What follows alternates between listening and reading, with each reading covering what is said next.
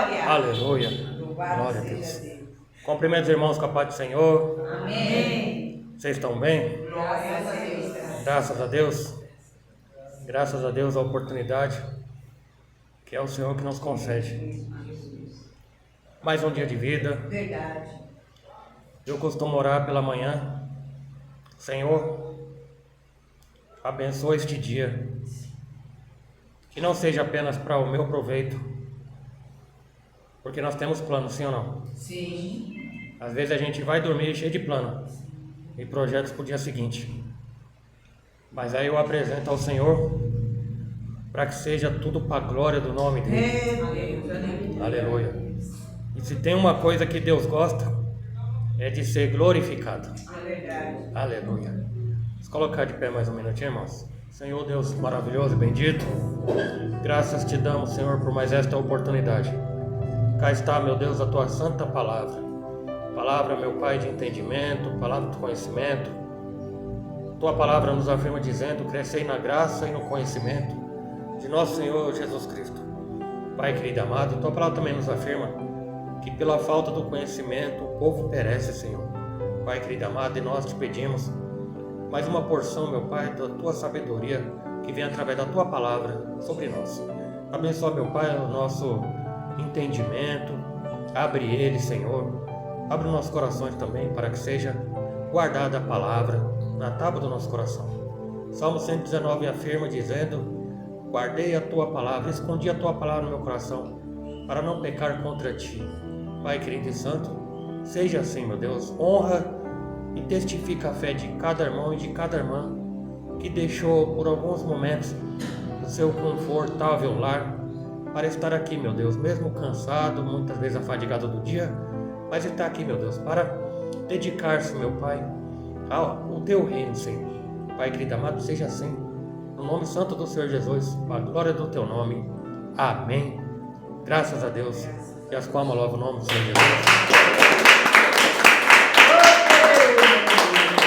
Abra a vossa Bíblia, irmãos, em Apocalipse, capítulo 3, dando continuidade à nossa reflexão baseada no livro da Revelação do Apocalipse.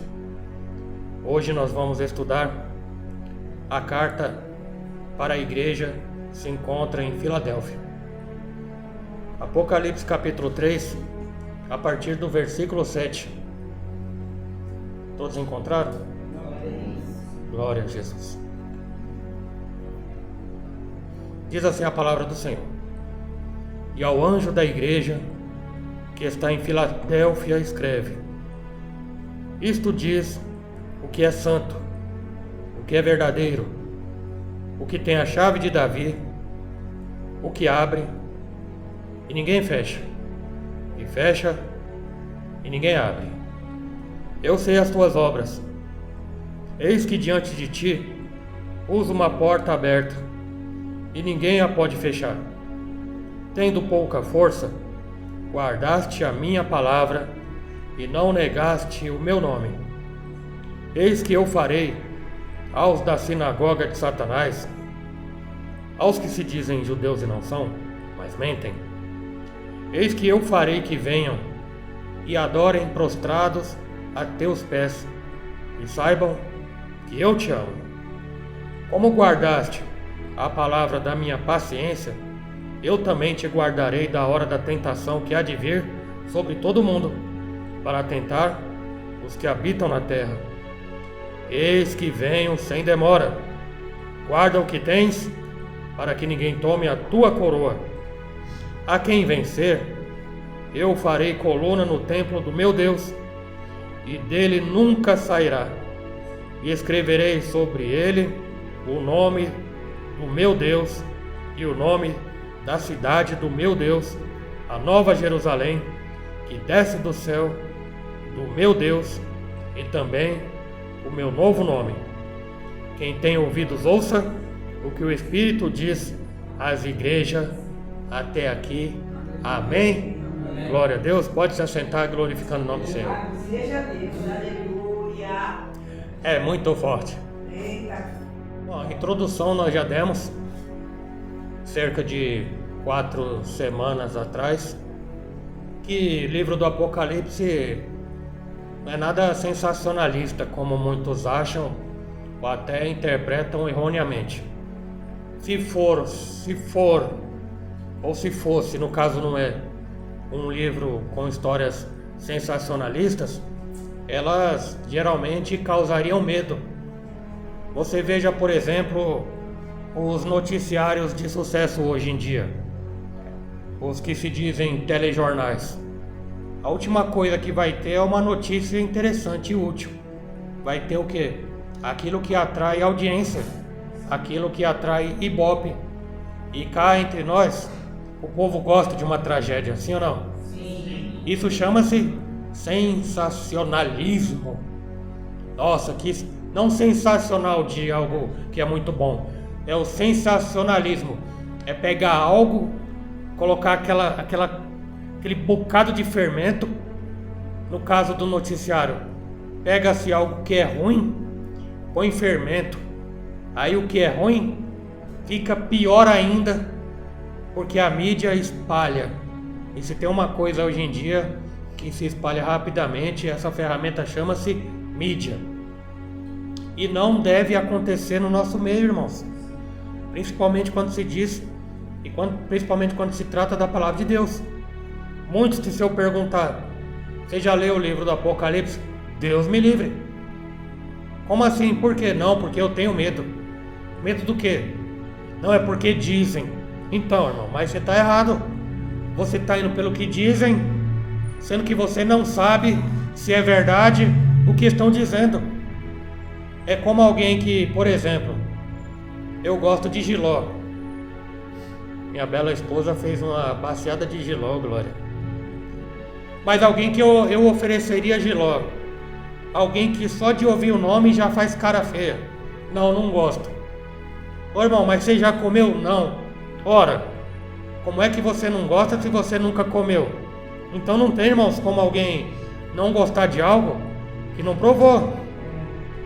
Isso aí eu poderia citar aqui diversas situações na nossa vida cotidiana. Uma das mais graves, não tirando a gravidade do que se trata a palavra, alguém ter medo da palavra, do que não sabe. Mas, por exemplo, em se tratando do convívio humano, relacionamento humano, alguém está conversando com outra pessoa, aí passa alguém, aí alguém olha assim e dá aquela maniada com os olhos, conforme diz em provérbio, né? Dá aquela maniada com a cabeça, com os olhos, tipo, ó, vai pra lá, ó, né? Aí quando a pessoa tá longe, fala, você viu? Vê. O que você acha daquela pessoa? Eu não gosto dela. Por quê? Não sei, só sei que eu não gosto. Então, fica difícil, né? Não tem como não gostar do jiló sem provar, e não tem como não gostar de uma pessoa sem saber ao menos o porquê não gosta da pessoa. Você entendeu, irmãos? Eu tô dando essa volta toda só pra, como o apóstolo Paulo disse numa carta dele, num versículo, fui posto para a defesa do evangelho. Então o crente, especialmente o evangélico, não deve ter medo da palavra de Deus. Aleluia. Especialmente o livro chamado Apocalipse. E o que significa Apocalipse? Simplesmente revelação. É o livro da revelação de Jesus Cristo para a humanidade, das coisas, muitas delas já aconteceram e muitas ainda haverão de acontecer. Tá entendido? Glória a Deus? Glória a Deus. Louvado seja o nome do Senhor. E entre, irmãos, você sabe que são 7 cartas. E entre as 7 cartas para as igrejas aqui no Apocalipse, encontramos 2 dessas cartas que não contêm nenhuma crítica do Senhor em relação à igreja. É justamente a igreja que nós já estudamos, que é a igreja que se encontra em Esmirna, uma congregação pobre que enfrentava perseguição, e a igreja, esta de hoje, Filadélfia, que é uma congregação fraca e limitada, mas que dependia de Deus. Sim. Quem se considera aqui fraco e depende de Deus? Glória a Deus, Pai. Olha que bênção, irmãos. Olha que bênção, é se colocar na dependência de Deus. Você se lembra do provérbio capítulo 3, versículo 5? Confia no Senhor de todo o teu coração, e não se estribe o homem no seu próprio entendimento. Alguém que acha que é muito esperto, alguém que acha que tem muito conhecimento, ou alguém que acha que é sábio, confia em si mesmo e deixa de confiar em Deus. Automaticamente ele vai se achar autossuficiente e vai dizer que não precisa de Deus. Se ele diz que não precisa de Deus, ele está se colocando na não dependência de Deus. Então, entre aspas, ele está se colocando como forte. E não é sugerido a nós que nos coloquemos dessa forma. Melhor que a gente se coloque no nosso lugar, fraco, pecadores, miseráveis, dependentes do Senhor. Que o Senhor nos acrescente a fé, o Senhor nos acrescente a confiança, para que possamos confiar nele de todo o nosso coração e não nos estribarmos do que a gente acha que é, sendo que muitas vezes pode ocorrer de não ser. Oh, glória! Aleluia! Os homens tendem a medir força e qualidade em termos de trabalho, poder e riqueza. Porém, Jesus, o Senhor, vê as igrejas de forma diferente. Independente do sucesso nos termos que o mundo vê e mede, Jesus olha para o caráter e o coração de cada discípulo e de cada igreja. Aleluia! Jesus conhece o caráter de cada coração, de cada irmão, de cada irmã, independente da igreja que esteja. Aleluia! Glorificado seja o nome do Senhor. Ele sabe muito bem quem pertence verdadeiramente a Ele. Quem pertence a Jesus é aquele que permite que Jesus seja o seu Senhor. Você lembra do Salmo 23? O Senhor é o meu pastor, em nada me faltará. É alguém que não recita o Salmo apenas romantizado. É aquele que declara com o coração: verdadeiramente o Senhor é o meu Senhor. Você lembra de Mateus capítulo 15, versículo 8? Este povo honra-me com seus lábios, mas o seu coração está longe de mim. Olha a prova de que Deus conhece o coração de cada um. Independente de alguém estar onde esteja, ou onde quer que esteja, dizendo que está louvando o Senhor, dizendo que está adorando o Senhor, dizendo que está fazendo a obra do Senhor. O Senhor aqui está dizendo em Mateus capítulo 15, versículo 8, Ele conhece cada coração. Ele aqui está dizendo que aquele povo, no contexto que o Senhor Jesus está dizendo, que ele sabia muito bem que aquele povo estava adorando e louvando o Senhor da boca para fora, mas o coração estava bem distante. Misericórdia. Louvado seja Deus. A igreja em Filadélfia, irmãos, as únicas referências bíblicas a Filadélfia que se encontram no Apocalipse, aqui, possui uma localização estratégica de sucesso entre os países antigos da Frígia, Lídia e Mísia. Louvado seja Deus. Ela foi fundada pelo rei Pérgamo, Átalo, cerca de 140 anos antes de Cristo. Ele foi conhecido por sua lealdade ao seu irmão, assim dando origem ao nome da cidade, Filadélfia, que significa amor fraternal. A região produzia uvas e o povo especialmente honrava Dionísio, o deus grego do vinho. A cidade servia como base para a divulgação do helenismo às regiões de Lídia e Frígia e foi localizada num vale no caminho entre Pérgamo e Laodiceia. Posteriormente, Laodiceia foi destruída por um terremoto em 17 anos depois de Cristo e reconstruída pelo imperador Tibério. Em alguns momentos de sua história, a cidade recebeu nomes mostrando uma relação especial ao governo romano. Depois de ser reconstruída, foi chamada brevemente de Neo-Cesareia, durante o reinado de Vespasiano. Foi também chamada de Flávia, nome da mulher dele no caso. E atualmente, a cidade de Al-Zahir fica no mesmo lugar, construída sobre as ruínas de Filadélfia. Esse é o contexto histórico. Agora vamos à palavra versículo a versículo. O versículo 7. Destrinchando aqui seus significados. Estas coisas diz o santo, o verdadeiro. Ponto. Nesta carta, Jesus não empregou as descrições do capítulo 1 para se identificar. Ele afirma ser santo e verdadeiro. São características divinas A santidade é uma das qualidades principais de Deus. Aleluia. Isaías capítulo 6, versículo 3 diz: E clamavam uns aos outros, dizendo: Santo, Santo, Santo é o Senhor dos exércitos. Toda a terra está cheia da sua glória. Ninguém é igual ao Santo Deus. Isaías 40, versículo 25 diz: A quem, pois, me farei semelhante, para que lhe seja semelhante? Diz o Santo. Aleluia. A palavra, irmãos, verdadeiro, é usada frequentemente no Novo Testamento, e especialmente no livro de João, em referência a Deus, Pai e Filho. Note em João capítulo 3, versículo 33. Aquele que aceitou o seu testemunho, esse confirmou que é Deus verdadeiro. Aleluia. Aí você começa a entender por que o Senhor Jesus começa o versículo 7 dizendo: Estas coisas diz o santo e o verdadeiro. Amém? Glória a Deus. E aqui, irmãos, quando ele diz que confirma que Deus é verdadeiro, enfatiza a sinceridade dele, em contraste com a falsidade dos judeus na igreja de Filadélfia. Louvado seja Deus. E desde aquela época já tinha bastante falsidade no meio da igreja. Misericórdia. Aquele que tem a chave de Davi. Uma parte interessante que a gente vê que muitos não têm uma interpretação coerentemente correta, mas vamos aqui. Eu procurei me esforçar para a gente trazer aqui, inclusive, concordâncias paralelas em outros textos do Antigo Testamento.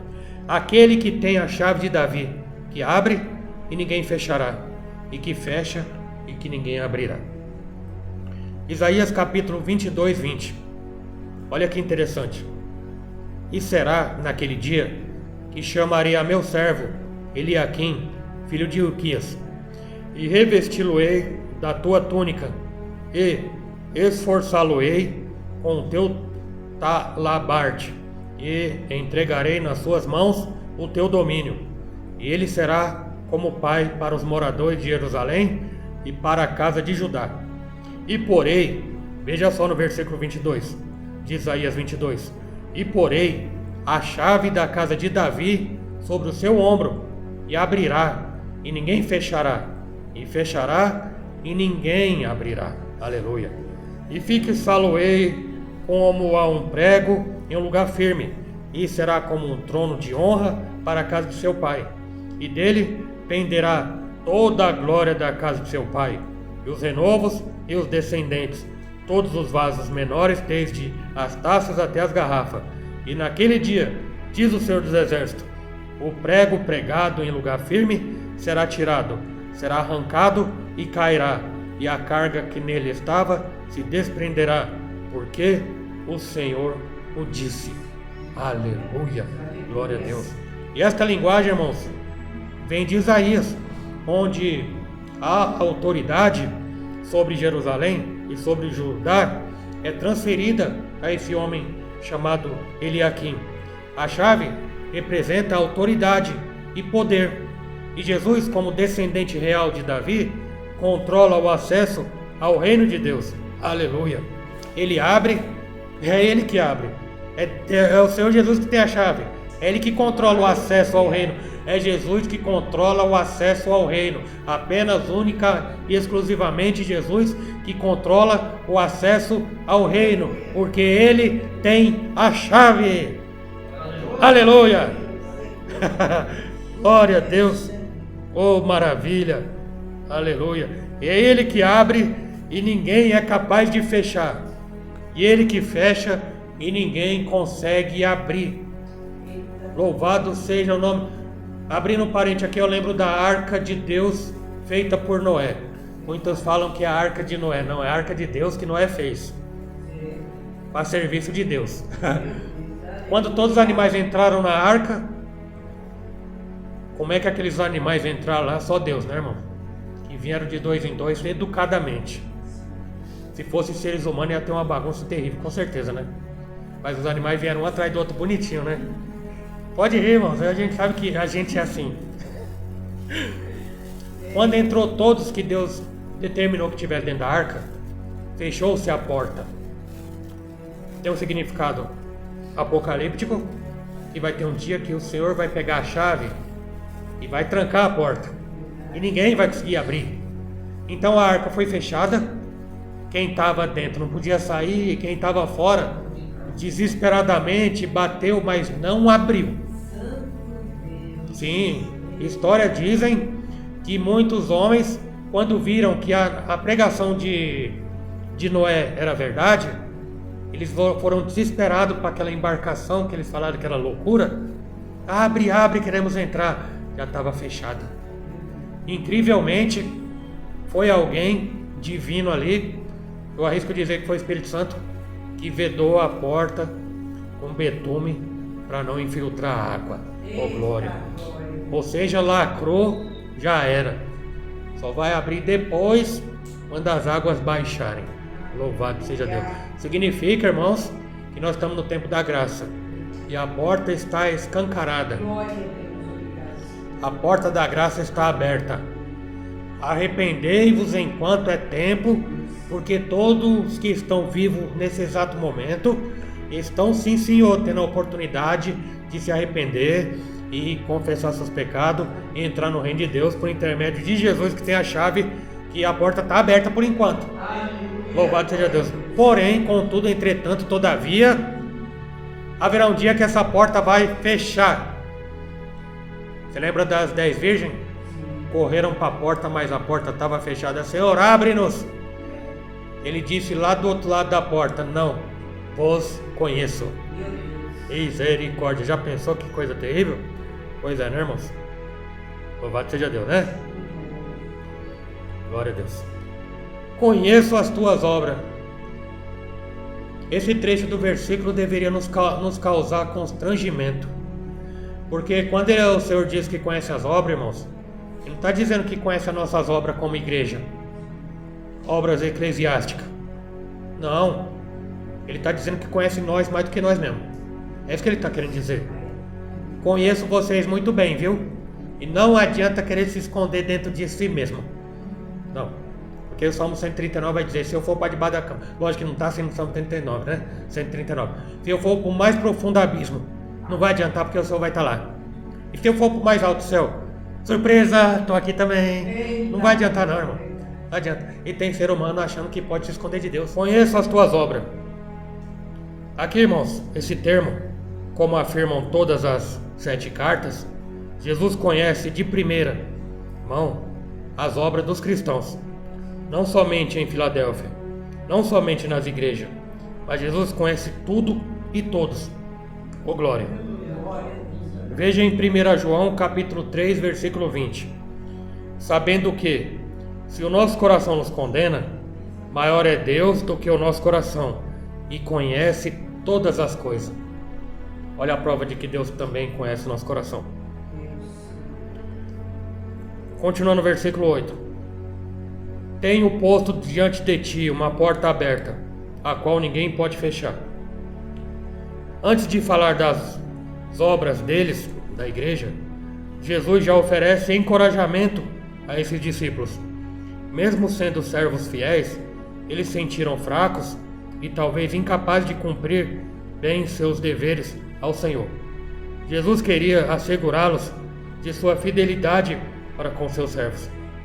Portas abertas representam acesso e oportunidades. Deus abre a porta da fé quando oferece o Evangelho aos homens, porque a fé vem pelo ouvir a palavra de Deus. Atos capítulo 14, versículo 27 diz: E quando chegaram e reuniram a igreja, relataram quão grandes coisas Deus fizera por eles e como abrira aos gentios a porta da fé. Aleluia! Você viu que tem porta da fé? Aleluia! Assim, lhes dando acesso à comunhão com Ele. Abre portas de trabalho para os seus servos divulgarem a palavra. Sim, fiz questão de colocar. Deus, Ele abre portas de trabalho, de emprego, para que esses tais abençoados preguem o Evangelho também no seu trabalho. 1 Coríntios capítulo 16, versículo 9. Veja só. Porque uma porta grande e eficaz se me abriu. Isso aqui é o apóstolo Paulo, que trabalhava construindo tendas. Ele afirma dizendo que foi Deus que abriu uma porta grande e eficaz para ele ter o seu ganho e também poder continuar pregando o evangelho. Aleluia. E aqui, irmãos, não fala especificamente da natureza das oportunidades dadas aos discípulos em Filadélfia, mas garante que as portas ficariam abertas. Hoje, quando Deus abre portas de oportunidade para nós, devemos aproveitá-las. Sim ou não? Sim. Muitos que infelizmente não têm aproveitado as portas que Deus abre. Eu me lembro uma vez que aconteceu de alguém pediu para mim ajudá-lo a orar. Pastor Fábio, ora por mim. Ora, irmão, claro. Mas é algo específico, sim. Para Deus abrir uma porta de emprego para mim. Falei, claro, irmão. O irmão está desempregado, eu vou orar pelo irmão. Só que a gente sabe que não é só oração, é atitude também, obra, né? Porque fé sem obra. Aí quando eu falei para ele, ele falou, eu sabia que eu falei com o cara certo. Falei, vou te indicar porque eu conheço bastante gente. Cheguei em casa, conversei com a esposa, a missionária Fátima. Ela indicou para uns contatos que ela tem e eu indiquei para uns contatos também que eu tenho. Os dois contatos ligaram no dia seguinte para esse irmão que estava desempregado, ou mais chiquemente dizendo, disponível para o mercado de trabalho. É uma forma mais dizer que está desempregado, né, irmão? Disponível ao mercado de trabalho. O que acontece? Dois contatos ligaram para ele no dia seguinte e ele disse que não. Nós automaticamente ficamos sabendo, nós consequentemente ficamos queimados diante dos contatos que nós demos, né? Que as pessoas, por respeito a nós, ia contratar o fulano porque nós indicamos, ele disse não, mostrando que não está precisando. O problema, sabe qual que é? É que quando ele estava falando comigo, Deus falou comigo.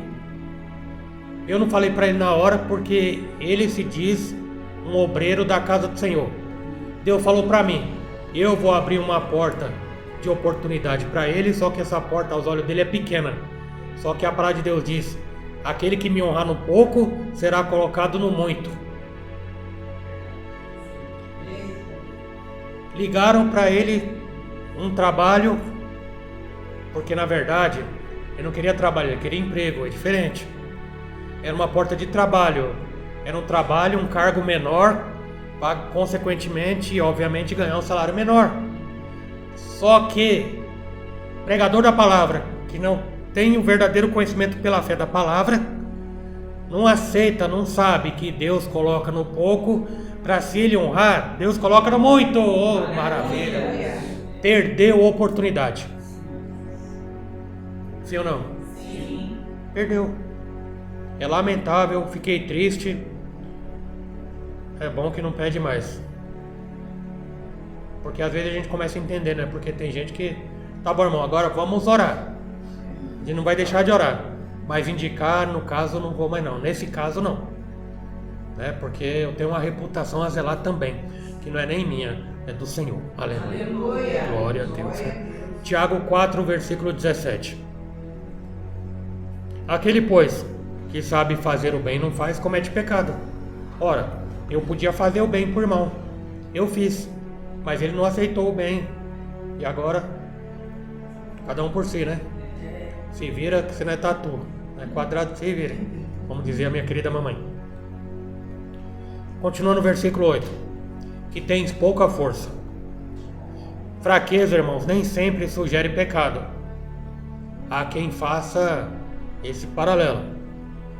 Fraqueza nem sempre sugere pecado.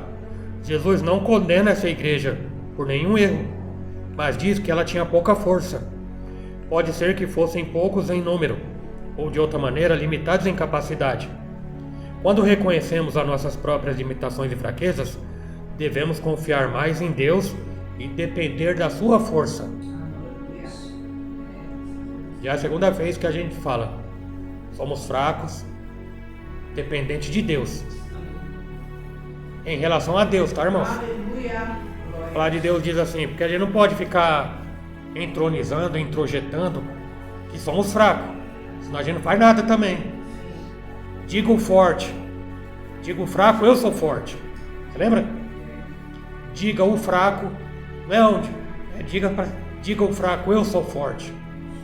Isso diante das situações, diante do cotidiano, diante das aflições dessa vida. Para que o medo fique com medo de mim e fuja. Aleluia. Agora, diante de Deus, obviamente, não tem ninguém forte. Então, boa coisa a gente colocar pequeno e fraco e dependente totalmente de Deus. 2 Coríntios, capítulo 12, versículo 9 e versículo 10 diz assim: E disse-me: A minha graça te basta, porque o meu poder se aperfeiçoa na fraqueza. De boa vontade, pois, me gloriarei nas minhas fraquezas, para que em mim habite o poder de Cristo, pelo que sinto prazer nas fraquezas, nas injúrias, nas necessidades, nas perseguições, nas angústias, por amor de Cristo, porque quando estou fraco, então eu sou forte. Olha que versículo, como eu posso dizer, intrigante. Irmã Janeira, olha que o apóstolo Paulo viu. Mais uma vez. Olha isso aqui. O apóstolo Paulo, ele orou 3 vezes a Deus para que tirasse o espinho na carne que incomodava ele, a tal ponto de Satanás ir esbofetear ele. Então aquilo já estava perturbando o apóstolo Paulo. O apóstolo Paulo orou 3 vezes e aqui o Deus respondendo de forma indireta: não vou tirar, você vai ter que conviver com isso. Quando ele diz aqui, não vou tirar, porque a minha graça te basta. E sabe o que ele diz aqui? De boa vontade. Paulo dizendo: de boa vontade me gloriarei nas minhas fraquezas, para que em mim habite o poder de Cristo, já que eu dependo da graça de Deus.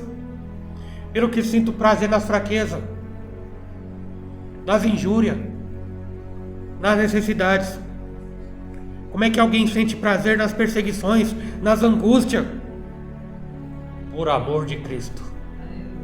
Aleluia. Aleluia. Isso é pagar o preço. Isso é sofrer as penalidades.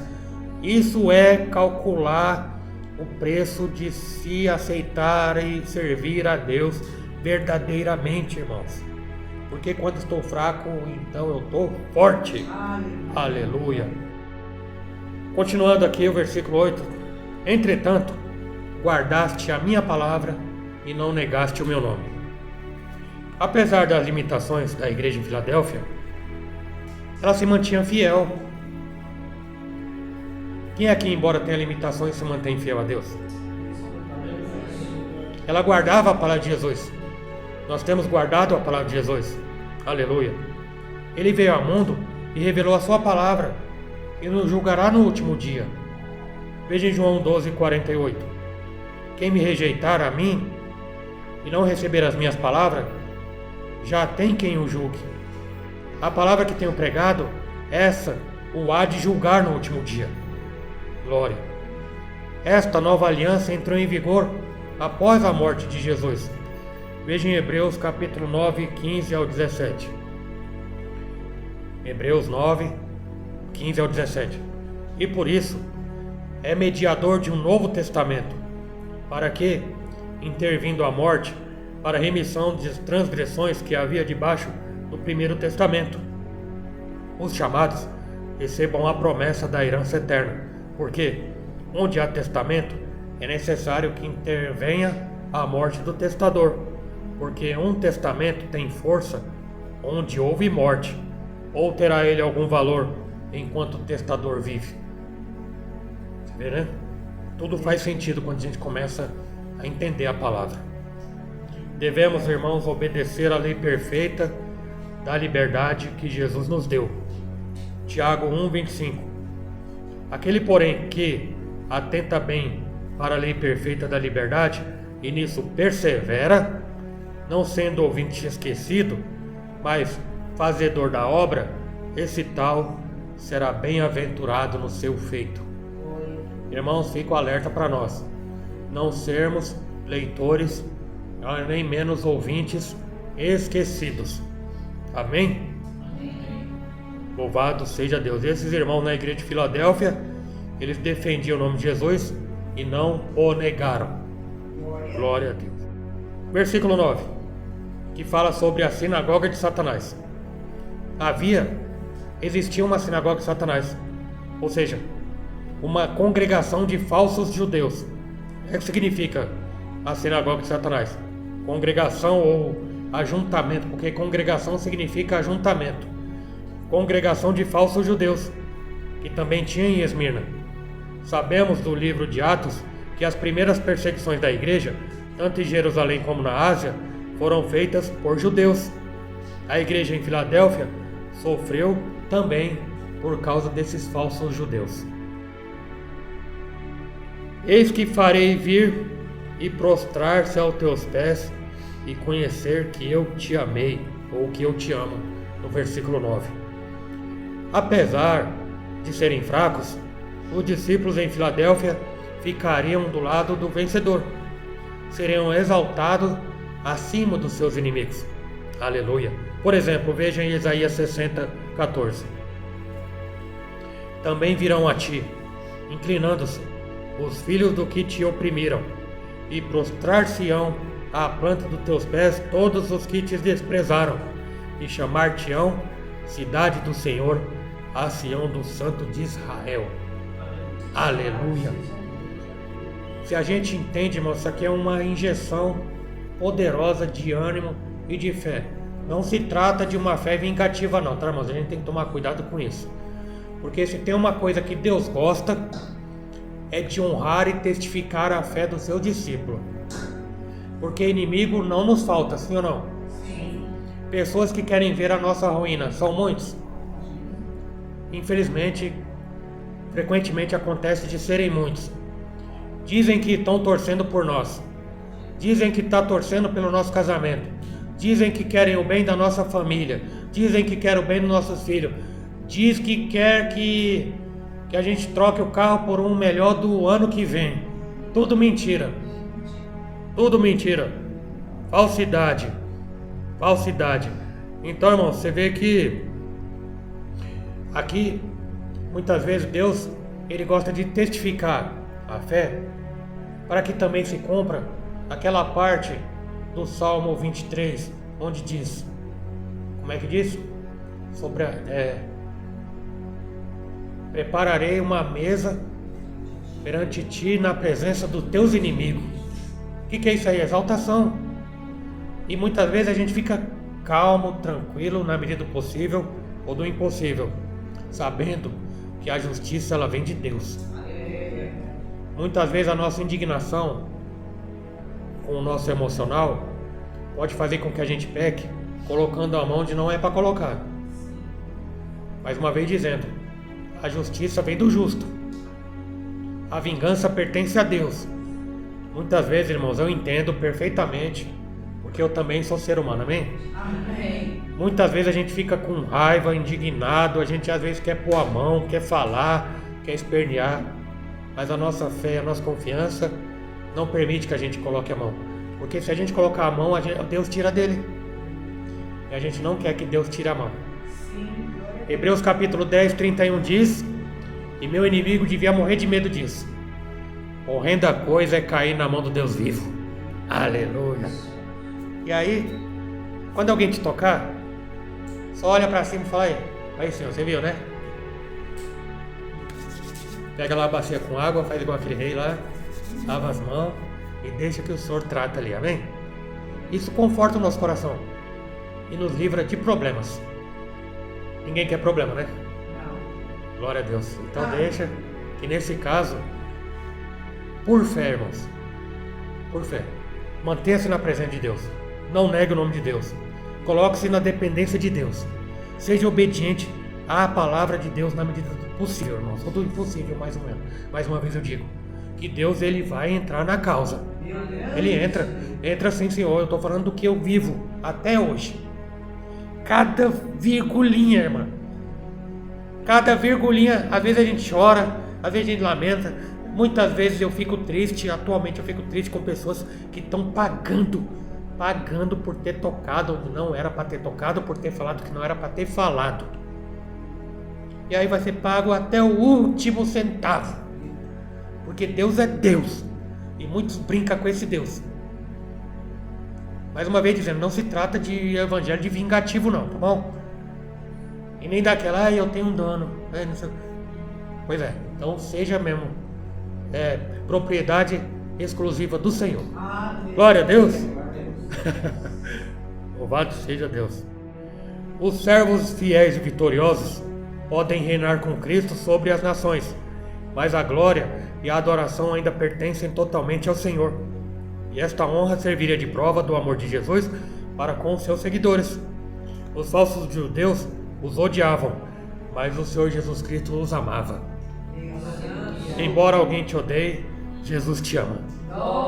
Enquanto muitos não gostem muito de mim, mas eu não se preocupo não, porque Jesus me ama. Aleluia. Porque guardaste a palavra da minha perseverança, ou seja, não desistiram. Se você está aqui é porque não desistiu, ó glória.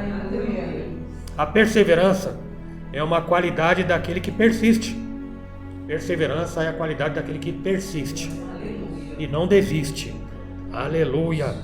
E tem constância nas suas ações e não desiste diante das dificuldades. Perseverar é conquistar os seus objetivos por manter-se firme e fiel aos seus ideais e propósitos. Amém? Eu te guardarei da hora da provação que há de vir sobre todo o mundo, sobre o mundo inteiro, para experimentar os que habitam sobre a terra, que é o versículo 10. Os discípulos aqui em Filadélfia seriam guardados do período de provação que afligiria o mundo. Pode ser uma referência à perseguição que começou no reinado de Domiciano, que causou terrível sofrimento e a morte de centenas de milhares de pessoas, também independente da natureza específica dessa provação. Jesus prometeu aqui proteção. Jesus prometeu proteção, mas não prometeu a isenção do sofrimento. Você entendeu? Você lembra de João capítulo 16, versículo 33? Tenho-vos dito isto, para que em mim tenhais paz. No mundo tereis aflições, mas tende bom ânimo. Eu venci o mundo. Ainda, irmãos, eles precisariam conservar o que tinham. Ou seja, como o próprio versículo diz, guardar a palavra da minha paciência. Olha isso, irmão Chico. Guardar a palavra da paciência.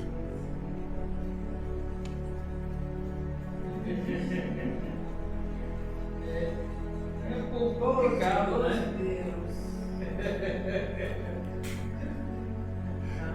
Eu falo pra você, É assim? uma situação Né? muito delicada, né?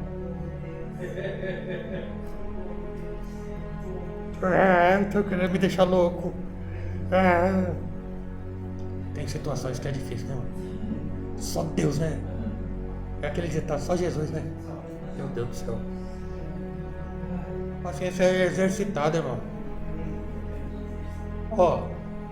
Deus precisa de fé? Não. Jesus precisava de fé? Não, Jesus foi muito esperto. Ele usou a fé dos outros para eles mesmos ser beneficiados com o milagre. A tua fé te salvou. A tua fé te curou. Então, a paciência ela é exercitada pela fé.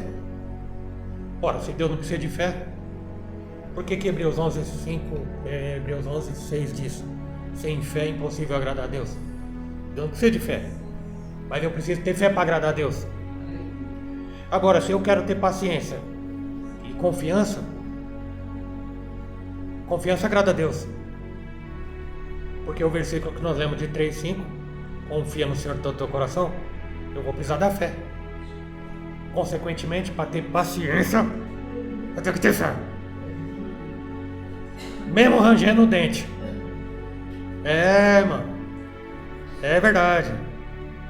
Só não jogue prato, nem copo, nem faca, nem martelo, nem machado, nem nada. Bom? Eu tava reparando. Eu analiso as coisas, sabe? Eu tava reparando que tem uns irmão Chico, irmão Paulo, tem uns cabras que desconta a raiva no trânsito. Isso é um perigo. Coloca a vida dos outros em risco, a dele. Pedestre, motorista, ciclista, motociclista. Porque não tem paciência, não sabe dividir uma coisa da outra. Eu sempre aprendi que quando você tem problema no trabalho, quando você saiu do trabalho, deixa lá. Quando chegou em casa, é em casa. Agora, você tá em casa, tá com problema em casa, quando for pro trabalho, quando eu voltar, se Deus permitindo, eu resolvo. Agora eu tô no trabalho. No trânsito é meio termo. Alguém mistura o problema de casa com o problema do trabalho e tá tudo pro trânsito. Buzina, fecha os outros, bate, sai do carro com a chave de roda pra dar na cabeça dos outros. É ruim demais. Aí tá cheio de cabra macho assim, né? Cabra macho. Aí você vê tanta tragédia acontecendo. Glória a Deus. É o 11 agora. Venho sem demora. A vinda de Jesus traria alívio para os seus servos, que sofriam pelo nome dele, e o castigo terrível para os perseguidores e imundos. Você lembra do Salmo 1? Não são assim os ímpios, mas são como a moinha que o vento espalha. Pelo que os ímpios não subsistirão no juízo, e nem os pecadores na congregação dos justos, porque o Senhor conhece o caminho do justo, mas o caminho dos ímpios perecerá. Para a maioria em Sardes, seria um dia de angústia. Para os cristãos em Filadélfia, seria um dia de alívio. Aleluia, glória a Deus. Conserva o que tens, para que ninguém tome a tua coroa. Depois de tudo que Jesus fez e prometeu, os cristãos em Filadélfia ainda teriam que fazer a sua parte. Ainda enfrentariam tentações e correriam o risco de perder tudo o que haviam alcançado. Mesmo os servos mais fiéis precisam vigiar e permanecer fiéis até o fim. Amém? Amém. A bênção não está no começo nem no meio, a bênção está no fim. 1 Coríntios capítulo 15, versículo 58 é muito importante. Portanto, meus amados irmãos, sede firme, constante, sempre abundante na obra do Senhor, sabendo que o vosso trabalho no Senhor não é em vão. Ao vencedor, no versículo 12, falo-ei coluna do santuário do meu Deus. As colunas de Filadélfia racharam e caíram no terremoto que eu havia citado anteriormente, algumas décadas antes, mas as colunas no verdadeiro templo de Deus jamais seriam destruídas. Estas não são de pedras, são colunas vivas e firmes. Jesus não fala somente de líderes das igrejas, mas de todos os vencedores fiéis. Os discípulos do Senhor são, ao mesmo tempo, pedras vivas e sacerdotes. Aleluia. Ainda no versículo 12, dele jamais sairá. Os vencedores permanecerão no templo para sempre. Gozarão comunhão eterna com Deus. Comunhão eterna com Deus. Um dia eu vi um glória. Glória a Deus. 1 Tessalonicenses capítulo 4, versículo 16 e versículo 17 diz assim: porque o mesmo Senhor descerá do céu com alarido, e com voz de arcanjo, e com a trombeta de Deus, e os que morrerem em Cristo ressuscitarão primeiro. Depois nós que ficarmos vivos, seremos arrebatados juntamente com eles nas nuvens, a encontrar o Senhor nos ares, e assim estaremos sempre com o Senhor. Aleluia, quem crê nisso, irmão? Aleluia. Escreverei sobre ele, ainda no versículo 12, escreverei sobre ele. Várias descrições mostram a posição privilegiada do vencedor. Ei, vencedora, você vai ter uma posição privilegiada. Ei, vencedor, você vai ter uma posição privilegiada. Aleluia. Nomes gravados sugerem posse. O vencedor pertence a Deus. Quem pertence a Deus aí? Aleluia. Porque em Cristo somos mais do que vencedores. Aleluia. Ele faz parte do povo de propriedade exclusiva de Deus. Ele também pertence à cidade de Deus, a Nova Jerusalém. A Nova Jerusalém é a noiva de Cristo. Aleluia. Apocalipse 21, versículo 2 diz: E eu, João, vi a cidade santa, a nova Jerusalém que de Deus descia do céu, adereçada como uma esposa ataviada para o seu marido. Glória a Deus. O vencedor faz parte da noiva, da igreja que pertence somente a Jesus. Amém, irmãos? Amém. A igreja pertence somente a... Jesus. Não é o prefeito, não? Nem o governador? Não. Nem o bispo? Não? Nem o pastor? Ele recebe também o nome de Cristo. Jesus confessará abertamente o nome dos seus servos. Abertamente Jesus confessará. Já pensou seu nome ser confessado lá no céu? Veja só lá em Mateus capítulo 10, versículo 32.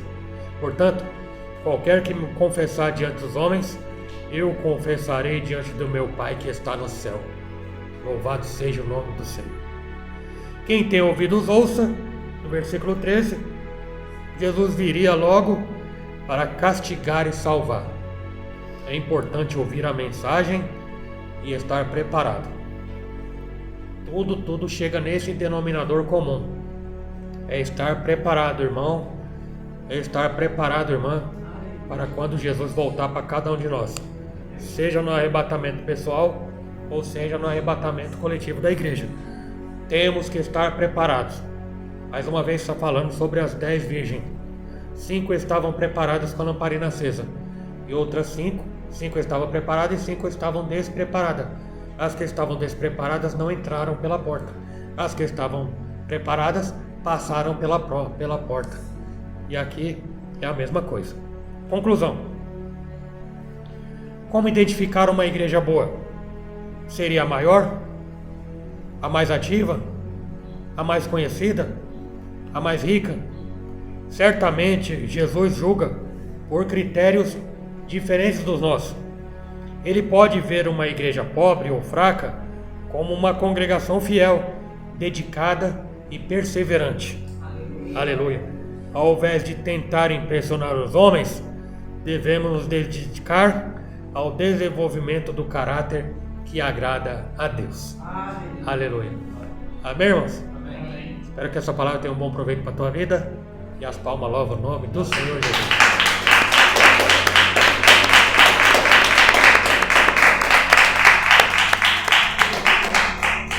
Aleluia. Glória a Deus. Glória a Deus. Vou colocar de pé em nome do Senhor. Santo e poderoso Deus, quero te dar graças, meu Deus, por esta oportunidade, Senhor. A tua palavra, meu Pai, sendo pregada, sendo esclarecida, sendo ensinada, Senhor. Pai querido e amado, às vezes a gente acha que, meu Deus, às vezes a gente pode até achar que não está servindo, para que isso, que vai servir para nós, independente, meu Deus.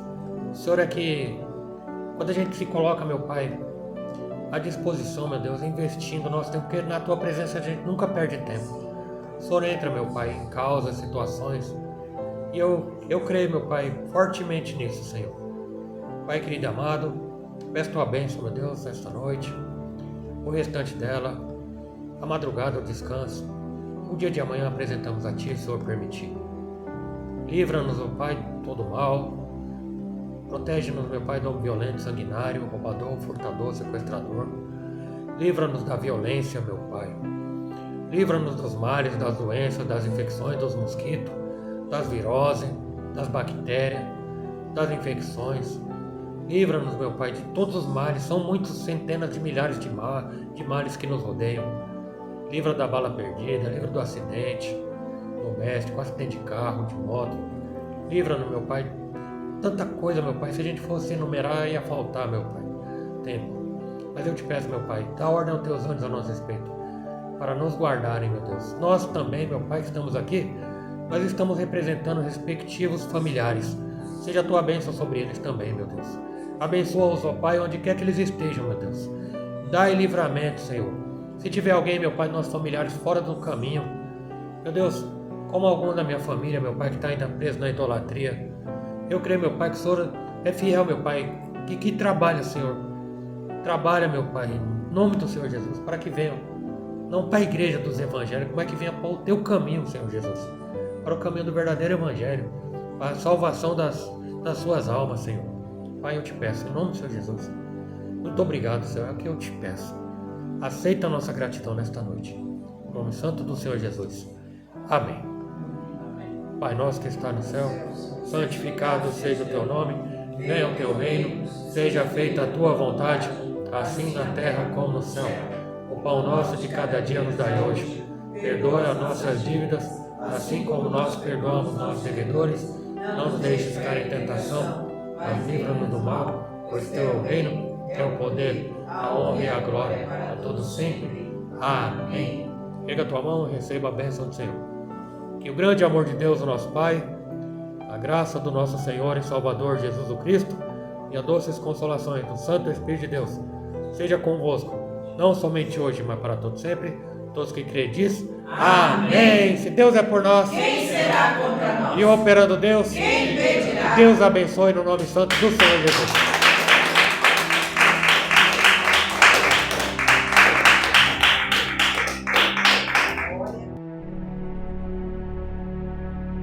Abra a pasta Play Store e baixe o nosso aplicativo Rádio do Rei.